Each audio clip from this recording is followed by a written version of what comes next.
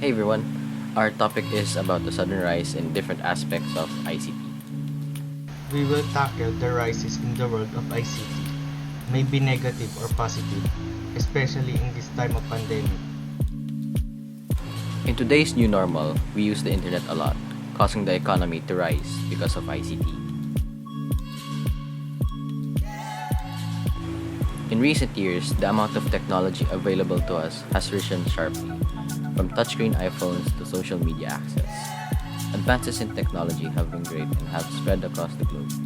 Cell phones used in the US have increased dramatically over the past decade.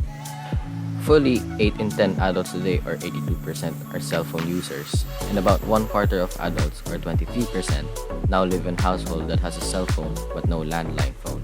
Also, Pew Internet and American Life Project conducted a study in 2011 which showed that more than three-quarters of teens own cell phones, an increase of 45% of teens who owned cell phones in 2004. In the era of technological advancement, learning new things have become pretty easy. Today, with the help of mobile apps, we can learn anything in the world at any time and from anywhere, especially we need today. There are different educational apps that became famous because of the pandemic, such as Zoom, Google Meet, Google Classroom, Edmodo, and etc. Bringing mobility to education was a huge breakthrough in the education industry. Education apps have altered the learning process in a positive way. The reason why educational apps are gaining popularity is that it's always available and highly interactive compared to traditional classroom education. On the other hand, we need things when learning. And speaking of which, let's see this illustration. This graph shows the percentage of active online shoppers conducting at least one online purchase every 2 months. Although many businesses shut down because of the pandemic, it gives rise to the e-commerce stores.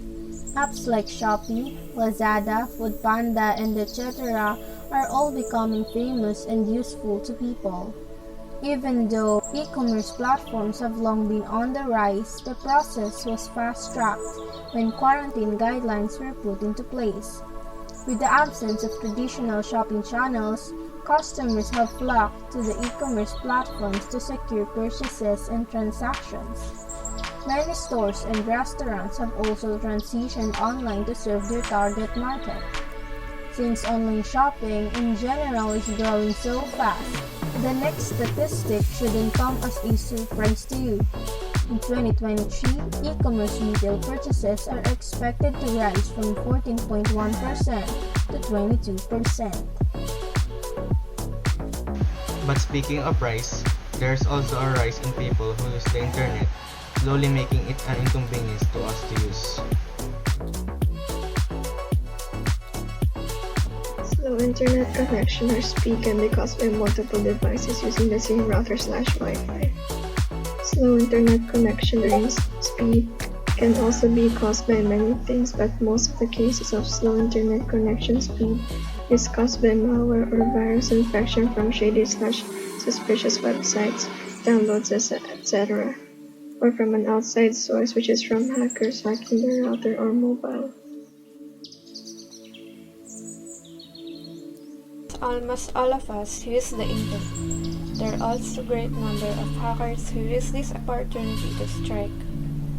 Hackers are getting more hands-on with their attacks. Both nation-state-backed hackers and cybercriminals are trying to take advantage of the rise in remote working and getting more sophisticated in their approach. There's been a sharp rise in sophisticated hands-on hacking campaigns over the year, with the first 6 months of 2020 seeing more of these intrusions than the total number of the whole of 2019.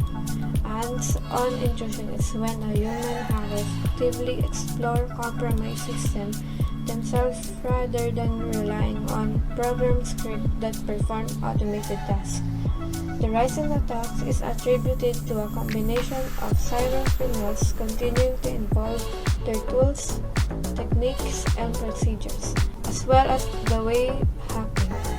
Groups have exploited the rise in remote working driven by the COVID-19 pandemic as means of gaining access to accounts and network. But hackers aren't only the bad guys. There's also rise in cases of cyberbullying. As we all know, COVID-19 has all of us trapped in our homes, resulting in the closing of many schools and the sudden rise of online schooling. The students that were prone to bullying in school may now experience cyberbullying. Cyberbullying, usually done by teens, is a harassment using technology. It involves posting rumors, threats, sexual remarks, and students' personal info, etc.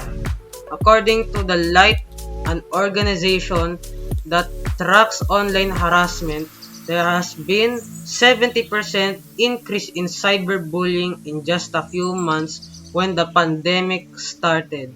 Some of the symptoms of someone being cyberbullied are falling grades, changing in sleeping and eating habits, complaints of being ill, self-destructive behavior, and suicide, increase of decreasing use of digital devices.